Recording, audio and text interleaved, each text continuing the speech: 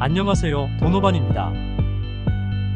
오늘은 지분 경매에서 가장 중요한 부분인 공유물 분할에 대해 공부해 보겠습니다.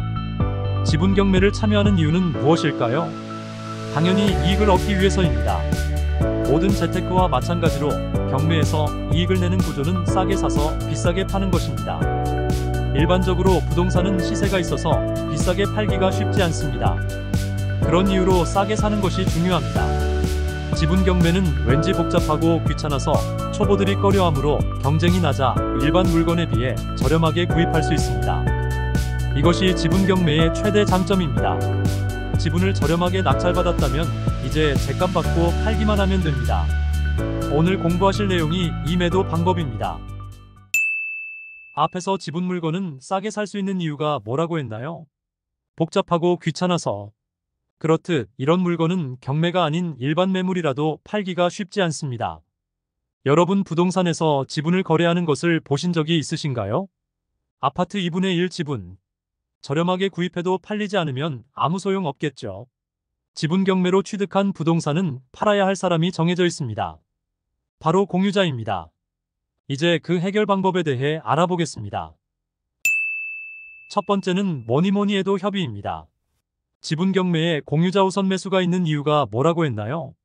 지분을 가지고 있는 공유자들이 특수관계로 엮여 있는 것이 대부분인데 여기에 남이 끼어들면 부동산 활용에 문제가 생기므로 이를 해결하기 위함이라고 했습니다. 이렇듯 지분을 취득하면 나머지 공유자와 부동산 활용에 대해 논의해야 하는데 이것이 쉽지 않습니다. 그래서 방법은 내 지분을 팔든가 다른 공유자의 지분을 사서 단독 소유로 만드는 것입니다.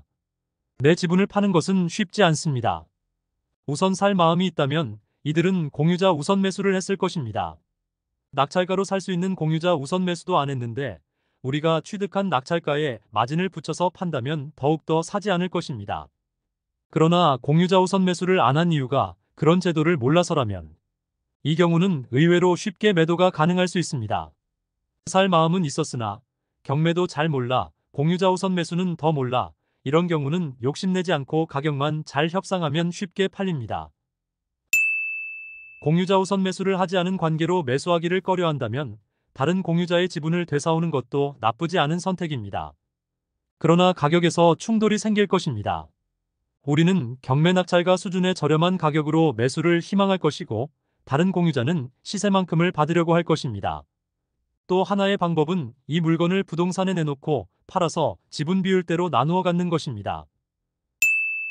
이런저런 방법으로 지분 문제 해결에 노력하였으나 협의가 무산되면 어떻게 할까요? 공유물 분할을 청구할 수 있습니다. 공유물 분할의 방법 역시 우선은 협의입니다.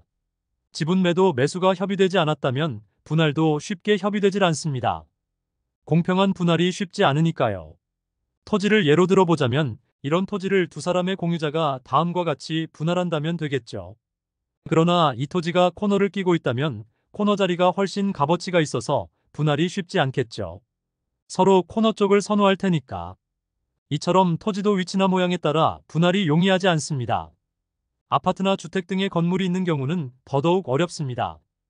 이처럼 협의에 의한 분할이 쉽지 않아서 결국은 법원에 분할을 청구합니다. 그러나 법원도 뾰족한 방법이 없습니다. 그래서 경매를 붙여서 그 부동산을 매각하여 나온 대금으로 지분만큼 나누어 가지라고 명령을 내립니다. 이것이 공유물 분할을 위한 경매입니다. 지분 투자의 백미는 공유물 분할 경매입니다. 지분 경매로 싸게 매입하고 전체 물건을 경매로 붙여서 내 지분만큼 챙기는 투자입니다. 공유물 분할을 위한 경매에 대해서는 오늘 설명드린 지분 투자에 대한 내용을 포함하여 실전 사례를 통해 알아보겠습니다. 예시로 설명드리는 사례는 제가 추정하는 내용임을 알려드리며 내용상 큰 차이는 없을 것입니다. 이처럼 어떤 사건을 접했을 때 그 과정을 추정해보는 것도 경매 물건을 분석하는데 상당히 도움이 될 것이라고 생각합니다. 2012 타경 2720. 이 사건은 광명시 소재 빌라 물건으로 4분의 1 지분 경매 물건입니다. 감정가는 4,500만 원이었는데 지분 물건인 관계로 두 번의 유찰 후 약 53%인 2,423만 원에 매각되었습니다. 공유자가 3명이나 있었음에도 공유자 우선 매수가 들어오지 않아 내 지분을 감정가에 나머지 지분권자에게 팔기는 쉽지 않습니다. 살 마음이 있었다면 공유자 우선 매수했겠죠. 방금 전 설명했듯이 공유자 우선 매수 제도를 몰랐다면 가격 절충으로 매도가 가능할 수 있습니다.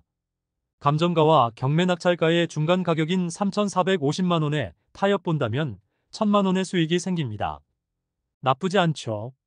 타협이 안 된다면 공유물 분할을 해야 하는데 빌라의 4분의 1을 어떻게 분할하나요? 방과 거실 부엌과 화장실까지 4분의 1씩 사용이 가능할까요? 불가능하므로 법원은 이 부동산을 경매에 붙여서 팔아 지분만큼 나누어 가지라고 명령합니다. 그리하여 2014 타경 1976 공유물 분할을 위한 경매 사건으로 경매가 진행되었습니다. 지분이 아닌 온전한 빌라가 경매에 나왔기에 감정가의 85%인 1억 5,300만 원에 낙찰되었습니다. 낙찰가의 4분의 1은 지분 경매 투자자에게 배당이 되므로 3,825만 원을 받습니다. 단순 계산으로 3,825만 원에서 지분 경매 낙찰가 2,423만 원을 제하면 약 1,400만 원의 이익을 보게 된 것입니다. 취득세 등의 비용을 감안하더라도 투자금 대비 50% 이상의 이익을 보게 된 것입니다.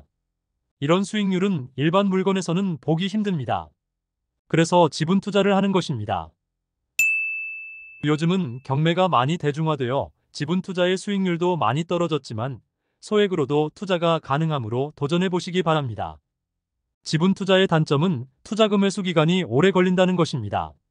협의에 의해 쉽고 빠르게 해결될 수도 있지만 협의가 무산된다면 공유물 분할 경매로 진행해야 하므로 1년 이상의 시간이 소요됩니다. 법원에 소송을 제기하는 번거로움도 있습니다. 이런 이유로 남들이 꺼려하므로 도전해 볼 만하지 않을까요? 경매도 아는 만큼 보입니다.